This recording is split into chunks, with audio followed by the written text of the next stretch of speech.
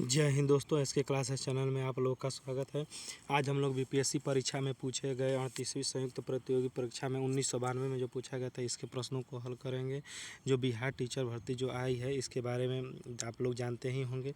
इसमें यह बहुत उपयोगी सिद्ध होने वाला है, इसीलिए जो बीपीएससी की तरफ से जो प्रश्न बनाए गए हैं उन्हीं प्रश्नों को ही बार बार वो पूछता है, इधर से उधर करके, आगे पीछे करके। इसीलिए हम लोग इस सीरीज़ को पूरा पढ़ेंगे तथा इस पर आधारित प्रश्नों को हल करेंगे। उसके प्रीवियस ईयर के प्रश्न पढ़ने से ही इसके बारे में पता चलता है तथा इसका और प्रश्नों में को हल करने में आसानी होता है। तो चलिए दोस्तों, इसको स्टार्ट करते हैं कि इसके समान अध्ययन का जो पर्सन है, जब सबसे ज़्यादा वही पूछा जा रहा है, तो समान अध्ययन के प्रश्न को इसमें देख रहे हैं, इतना हल कर रहे हैं। यह हम लोग को परीक्षा में बहुत ही सहायक और उपयोगी होगा। तो चलिए दोस्तों, इसको स्टार्ट किया जाता है समान अध्ययन वाले प्रश्न को कि भारतीय राष्ट्रीय कांग्रेस ने किस वर्ष पूर्ण स्वराज का प्रस्ताव किया था। तो बताइए किस इसमें कौन सा ऑप्शन होगा कि भारतीय राष्ट्रीय कांग्रेस ने किस वर्ष पूर्ण स्वराज का प्रस्ताव दिया था। तो किस वर्ष को दिया था? 1929 ईस्वी में। 1929 ईस्वी में क्या दिया था? पूर्ण स्वराज का प्रस्ताव दिया था। दूसरा प्रश्न है, इसका उत्तर क्या होगा? इसका उत्तर सेकेंड होगा, इसमें बी होगा। और वर्ष 1919 में भारतीय इतिहास से संबंधित कौन सा है? इसमें बताना है इन ऑप्शनों में से कि कौन सा यह भारतीय इतिहास से संबंधित है।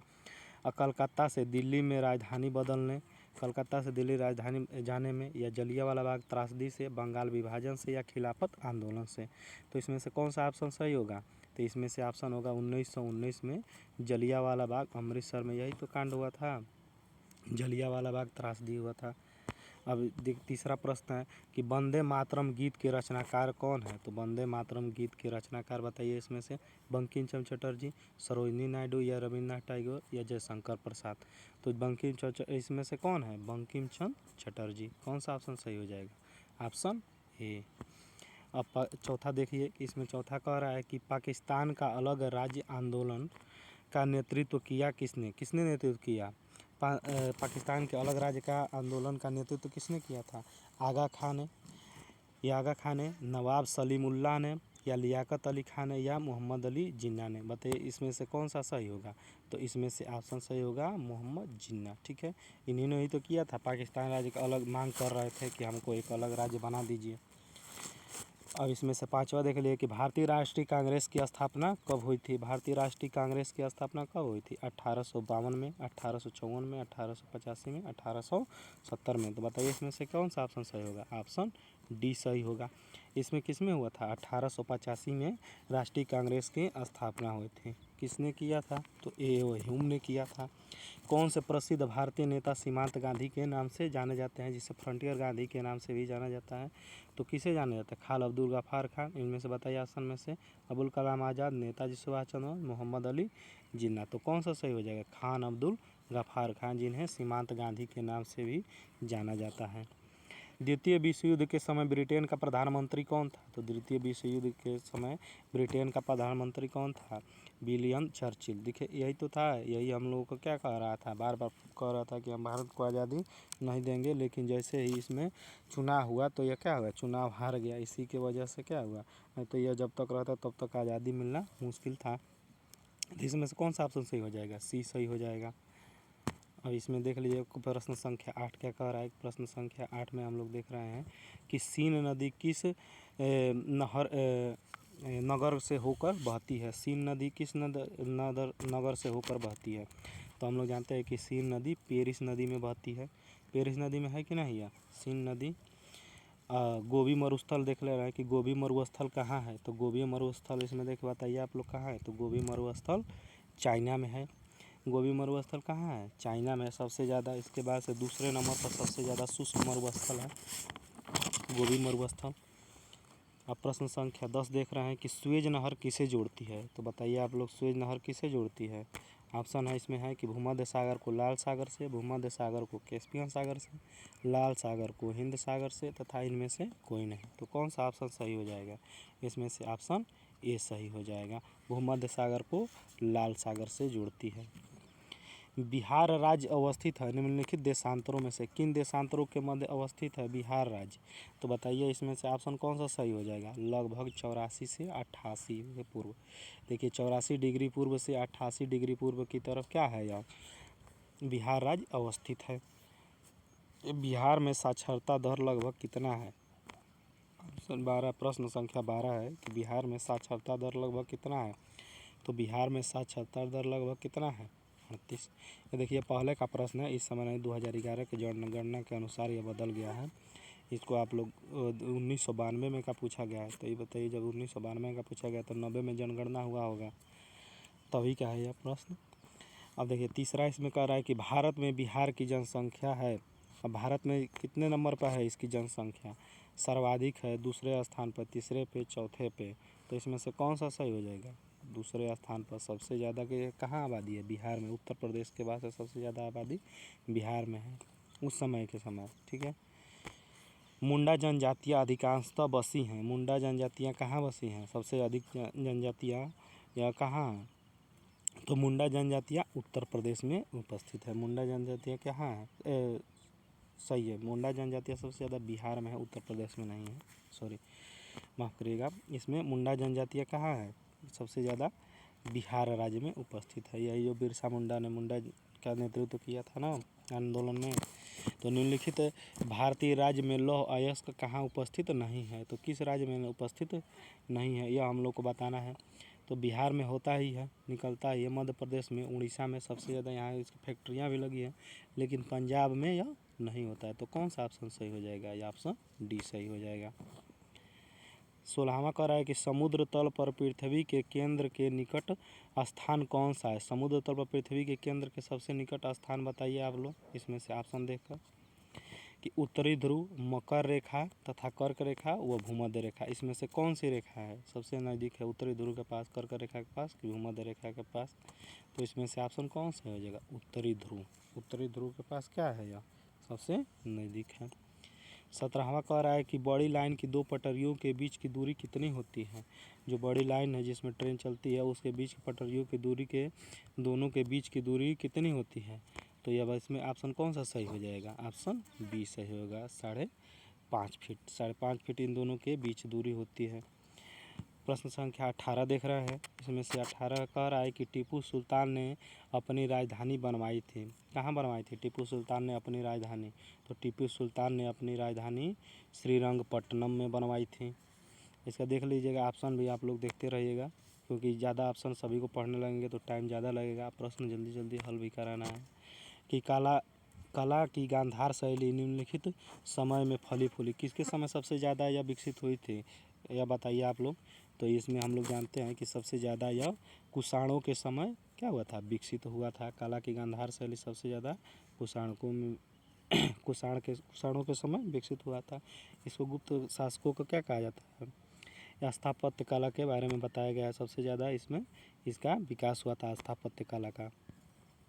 ऑपरेशन फ्लड किससे ऑपरेशन ब्लैक बोर्ड किससे संबंधित है? यह देख लीजिए ऑप्शन, इसमें 4 ऑप्शन है। ऑपरेशन ब्लैक बोर्ड किससे संबंधित है? ऑपरेशन ब्लैक बोर्ड का निर्माण तब किया गया था जब क्या है, सरकारी स्कूल में बहुत समय पहले उस समय बोर्ड ही नहीं हुआ करते थे, तो इसीलिए ऑपरेशन ब्लैक बोर्ड का निर्माण किया गया। जैसे सर्वाधिक ब्लैक बोर्ड बनाया गया, जिससे शिक्षा के बारे में जैसे अधिक से अधिक लोगों को पढ़ाया जा सके, शिक्षा का अधिकार उनको मिल सके।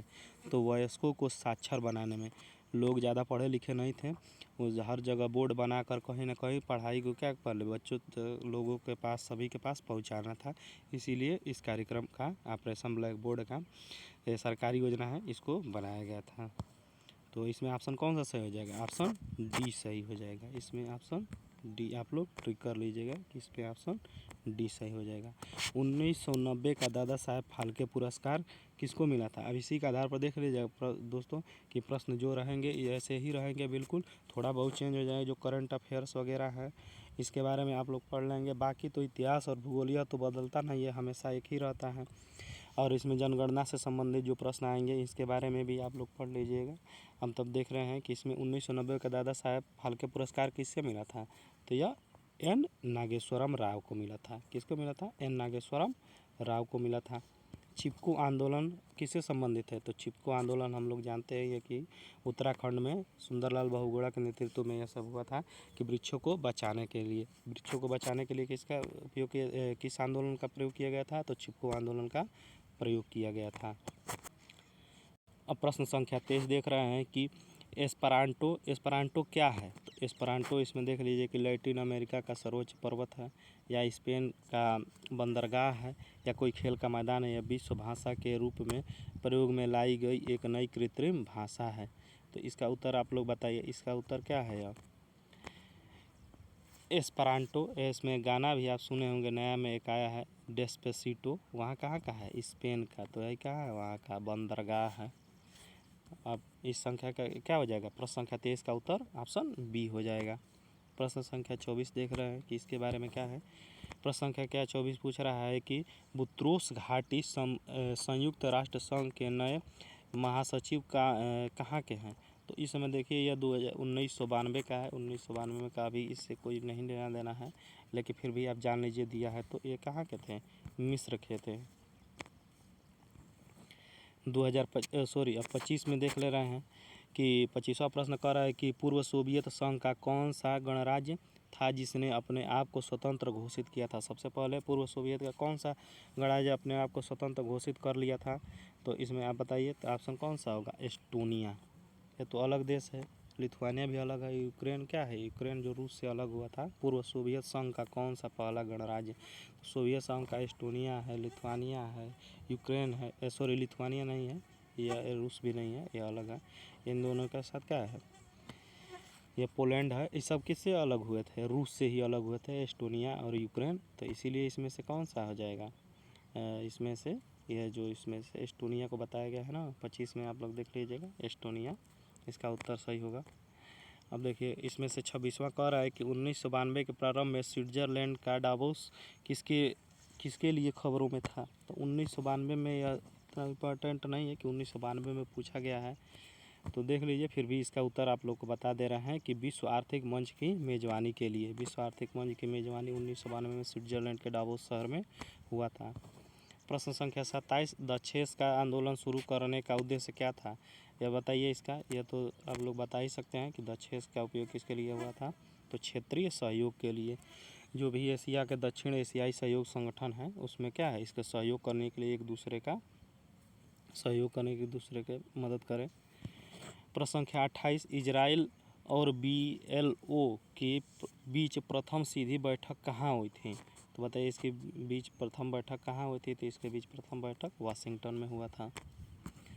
शांति, निशस्त्रीकरण और विकास के लिए वर्ष 1991 का इंदिरा गांधी पुरस्कार किसे दिया गया था? तो यह देखिए करंट अफेयर्स का है यह सवाल। उस समय का 1991 में इंदिरा गांधी पुरस्कार किसके दिए? शांति के लिए दिया गया था। किसको यह दिया गया था? तो यह सैमुनोजम किसको दिया गया था? सैमुनोजम को दिया गया था। ठीक है। अब इसमें देख रहे हैं कि 30वां प्रश्न कह रहा है कि मदर टेरेसा के द्वारा स्थापित धर्म संघ कहलाता है। कौन सा धर्म संघ कहलाता है? किसके लिए किए थे? तो इनको हम लोग जानते हैं कि यह option missionary of charity, missionary of charity से संबंधित है मदर टेरेसा। निम्नलिखित में से कौन सा कथन सत्य है? इसमें से बताना है कि कौन सा कथन सत्य है कि संयुक्त राज्य अमेरिका में सरकार की संघीय प्रणाली है। अब इसमें देखिए बताना है कि कहाँ कैसा है। इसमें कौन सा कथन सत्य है कि भारत में सरकार की संघीय और एकात्मक प्रणाली की है। 31वां में बताइएगा आप लोग। तो भारत में संघ और एकात्मक दोनों प्रणाली है। कौन सी है? भारत में संघीय और एकात्मक प्रणाली ये दोनों है कि नहीं है? और संयुक्त राज्य अमेरिका में संघीय प्रणाली नहीं है, उसमें भी राज्य अलग अलग हैं, उसमें बटा है। ठीक है। अब इसमें से देख रहे हैं प्रश्न संख्या 32। प्रश्न संख्या 32 इसमें क्या कह रहा है कि पंचशील की प्रमुख विशेषता क्या है? पंचशील जो है उसके बारे में प्रमुख विशेषता क्या है? तो पंचशील क्या है? देशों के मध्य मित्रता और शांतिपूर्ण अस्तित्व, जो इसी क्या है? प्रमुख इसकी विशेषता है। देशों के मित्रता के साथ व्यवहार करना, शांतिपूर्वक अस्तित्व बनाए रखना, यह क्या है? पंचशील की प्रमुख विशेषता है। प्रश्न संख्या 33 क्या कह रहा है कि प्रसिद्ध फिल्म निर्देशक सत्यजीत रे को हाल ही में निम्नलिखित में से कौन सा पुरस्कार दिया गया है? तो सत्यजीत रे को कौन सा पुरस्कार मिला था? जीवन भर की उपलब्धियों के लिए ऑस्कर अवार्ड। सत्यजीत रे को क्या मिला है? ऑस्कर अवार्ड मिला है, यह जान लीजिएगा आप लोग। भारत में सत्यजीत रे को ऑस्कर पुरस्कार मिला था। 1900, अब देखिए 34वां प्रश्न कह रहा है कि 1992 प्रारंभिक भाग में JKLF खबरों में था, यह कौन था? करंट अफेयर्स का है, देख लीजिएगा इसको आप लोग। इसको ऑप्शन इसमें डी से होगा। पाकिस्तान अधिक कश्मीर को नियंत्रित रेखा पार करने की कोशिश करने के लिए, इतना इंपॉर्टेंट नहीं है, उस समय का है। हाल ही में बिहार में नरसंहार की घटना जिसमें से 40 लोग मारे गए, कहाँ हुआ था? तो इस समय 1995 का, यह छोड़ दीजिए आप लोग। इसे पंजाब विधानसभा के लिए हाल ही में चुना, यह भी उतना इम्पॉर्टेंट नहीं है। बछेंद्री पाल निम्नलिखित में से किस क्षेत्र में से एक सुपरिचित नाम है? तो यह देखिए, ये इम्पॉर्टेंट है। बछेंद्री पाल क्या क्या है? यह सुपरिचित कौन सा नाम है? तो सबसे ये क्या है? बछेंद्री पाल हम लोग जानते हैं कि यह एक पर्वतारोही है। सबसे पहले इन्होंने तो चढ़ाई किया था। पाश्चुराइजेशन एक प्रक्रिया है जिसमें क्या होता है? तो पाश्चुराइजेशन में क्या होता है कि दूध को कम तापमान पर रखकर 24 घंटे तक रखा जाता है। इसमें का उत्तर बताइए आप लोग। दूध को 8 घंटे तक गर्म किया जाता है, या दूध को पहले बहुत देर तक गर्म किया जाता है और एक निश्चित समय में अचानक ठंडा कर दिया जाता है, इनमें से कोई नहीं। तो देखिए, पाश्चुराइजेशन में क्या किया जाता है कि दूध को पहले बहुत देर तक गर्म किया जाता है, वो भी धीरे धीरे गर्म किया जाता है और एक निश्चित समय में अचानक से ठंडा कर लिया जाता है। इसको ज़्यादा देर तक प्रिजर्व रखने के लिए पाश्चुराइजेशन प्रक्रिया अपनाई जाती है। एम्फीबिया बताता है, अब देखिए एम्फीबिया क्या है, एक बताता है कि ये क्या है। एम्फीबिया से क्या होता है कि बहुत तेज़ी से चलने वाली नावों को, या केवल जल में ही रह सकने वाले पशुओं को, स्थल पर ही रह सकने वाले पशुओं को, जल एवं स्थल दोनों पर ही रह सकने वाले पशुओं को। तो क्या बताता है? एम्फीबिया हम लोग जानते हैं कि जल एवं स्थल जो दोनों पर रहते हैं उन्हें क्या कहा जाता है? एम्फीबिया कहा जाता है। अब इसमें का हम लोग देख रहे हैं कि प्रश्न संख्या 40 क्या कह रहा है कि मलेरिया के संबंध में कौन सा कथन सत्य है? तो मलेरिया के में बताइए कि ये कौन सा? यह एक परोपजीवी कीट द्वारा पैदा की जाने वाली बीमारी है। यह मच्छरों द्वारा फैलती है या दलदली क्षेत्रों में अधिकतर होती है। इसके इलाज में क्लोरोक्विन का उपयोग किया जाता है। क्लोरोक्विन का उपयोग तो नहीं किया जाता है, इसके उपयोग में देख लीजिएगा। इसका उत्तर क्या है? तो इसका उत्तर है कि यह एक परोपजीवी कीट द्वारा फैलाने वाली बीमारी है। मलेरिया मच्छरों के द्वारा भी फैलता है, लेकिन यह परजीवी है, तो इसीलिए इसमें का उत्तर क्या हो जाएगा? यह सबसे बढ़िया रहेगा, ये इसका उत्तर होगा। अब देखिए प्रश्न संख्या 41, पृथ्वी तक पहुंचने के लिए सूर्य से चला गया प्रकाश कितना समय लेता है? तो हम लोग उसमें जानते हैं कि लगभग ये कितने मिनट का समय लेता है? 8 मिनट का समय लेता है। सूर्य से पृथ्वी तक प्रकाश 8 मिनट में पहुंचता है। प्रश्न संख्या 42 देख रहे हैं कि स्टेनलेस स्टील मिश्र धातु है, किसका मिश्र धातु है? स्टेनलेस स्टील किसका मिश्र धातु है? तो लोहे और क्रोमियम का मिश्र धातु है स्टेनलेस स्टील। ठीक है। प्रश्न संख्या 43 कह रहा है कि भौतिक परिवर्तन का एक उदाहरण है। भौतिक परिवर्तन का एक उदाहरण बताइए। कि हवा में चांदी के बर्तनों का काला होना है, या तो रासायनिक है। मोमबत्ती का जलना, यह भी रासायनिक है। दूध से दही बनना, यह भी रासायनिक है। पानी में चीनी का घुलना, पुनः हम लोग पानी में चीनी घुल जाता है, उसको गर्म करके पानी जब भाप बनकर उड़ जाएगा और चीनी नीचे शेष बच जाएगा। यह क्या है? भौतिक परिवर्तन है, इसका एक उदाहरण है। तो ऑप्शन इसका डी सही हो जाएगा। 44वां देखिए प्रश्न कह रहा है कि इसमें कोई प्रक्रिया नहीं होती जब भाप गुजरती है ऊपर से जब भाप गुजरती है तो कौन सी प्रक्रिया नहीं होती है? एल्युमिनियम के, कार्बन के, तांबे के और लोहे के प्रतिक्रिया नहीं होती है। अब बताइए इसमें से किस में प्रतिक्रिया नहीं होती है? तो एल्युमिनियम के जब गुजारा जाता है तो इसमें कोई भी भाप जब इसमें से गुजरता है ऊपर से तो कोई भी प्रक्रिया नहीं होती है। वैज्ञानिक इवान पावलोव किस क्षेत्र में अपने कार्यों के लिए जाते हैं? तो पावलोव किसके क्षेत्र में प्रयोग में लाए जाते हैं, इसके बारे में बताइए आप लोग। तो प्रश्न संख्या 45 का उत्तर है प्रायोगिक मनोविज्ञान में। आप लोगों ने मनोविज्ञान पढ़ा ही होगा, पावलोव का नियम। ठीक है, उसमें बारे में पावलोव का जो कुत्ता होता है उसके बारे में बताया गया है कि वह इसी पर क्या किए थे, मनोवैज्ञानिक थे। वह शिक्षा के क्षेत्र में मनोविज्ञान में जो भी अपना प्रयोग किए थे वही थे। निकोलस कोपरनिकस प्रसिद्ध है। निकोलस कोपरनिकस किसके प्रसिद्ध हैं? तो दूरबीन के आविष्कार के लिए, या फिर यह बताने के लिए कि ग्रहों के चारों ओर चक्कर लगाते हैं न कि पृथ्वी के। जो ग्रह सूर्य के चारों ओर चक्कर लगाते हैं न कि पृथ्वी के। कैलकुलस की खोज के लिए, या मानव शरीर के शल्य क्रिया के लिए। तो हम लोग 46वां का देख रहे हैं कि क्या हो जाएंगे ये। कोपरनिकस जो थे वो ग्रहों के बारे में बताए थे, तो इसका ऑप्शन कौन सा सही हो जाएगा? ऑप्शन बी सही हो जाएगा। अब प्रश्न संख्या 47 देख रहे हैं कि इसमें क्या है, जंतर मंतर का निर्माण किसने कराया था? तो बताइए जंतर मंतर का निर्माण किसने कराया था? तो सबसे पहले जंतर मंतर का निर्माण हम लोग जानते हैं कि महाराजा जय सिंह ने कराया था। ऑप्शन डी सही होगा इसका। सबसे अधिक तेल निर्यातक देश है, तो सबसे अधिक तेल निर्यातक देश कौन सा है? तो हम देख रहे हैं कि सबसे अधिक तेल निर्यातक देश सऊदी अरब। ये अब इसमें उस समय का है, इस समय का तो नहीं है, बदलता रहता है, कई देश आगे हो जाता है, कभी कभी ईरान हो जाता है, इराक हो जाता है, लेकिन अभी क्या है इसमें ईरान इराक तो सबसे सैंक्शन लगे हैं, इसके बाद से ये नहीं हो सकते हैं। सऊदी अरब के बाद से रूस भी करता है, सबसे अधिक अपना तेल निर्यात करता है। अन्य और भी देश हैं, वेनेजुएला है, वहाँ से भी तेल आता है। तो इसमें देख लीजिएगा इस समय में कौन आगे है सबसे। 1992-93 में रेलवे बजट में अतिरिक्त राजस्व, यह देख लीजिए इसमें के छोड़ दीजिए, 1992-93 का कौन पढ़ना जाएगा, इस समय का पढ़ लीजिएगा। भारत सरकार के राजस्व का प्रधान स्रोत कौन सा है? तो सबसे हम लोग जानते हैं कि भारत सरकार के राजस्व का प्रधान स्रोत कौन सा है? तो इसमें से प्रत्यक्ष कर, जो हम लोग प्रत्यक्ष रूप से जो कर देते हैं, हम लोग को सामने से वसूला जाता है, वो प्रत्यक्ष कर कहलाता है। तो ये कौन सा भारत के राजस्व का सबसे प्रधान स्रोत है? राजस्व का सबसे ज़्यादा इसमें से राजस्व किससे मिलता है? तो प्रत्यक्ष कर से मिलता है। जो भी देखिए, तो दोस्तों इस चैनल पर आप लोग जो नए होंगे उस चैनल को सब्सक्राइब कर दीजिएगा तथा लाइक कर दीजिएगा और अपने दोस्तों के पास भेज दीजिएगा। जल्दी इसका पार्ट 2 लाएगा तथा इस पर आधारित जितने भी हम लोग ये सवाल है बीपीएससी का प्रीवियस ईयर में आए हुए उसको हम लोग हल करेंगे तथा इस पर आधारित और भी हम लोग प्रश्नों को पढ़ेंगे। ठीक है दोस्तों, धन्यवाद। अपने दोस्तों के पास शेयर कर दीजिएगा और उसको लाइक कर दीजिएगा।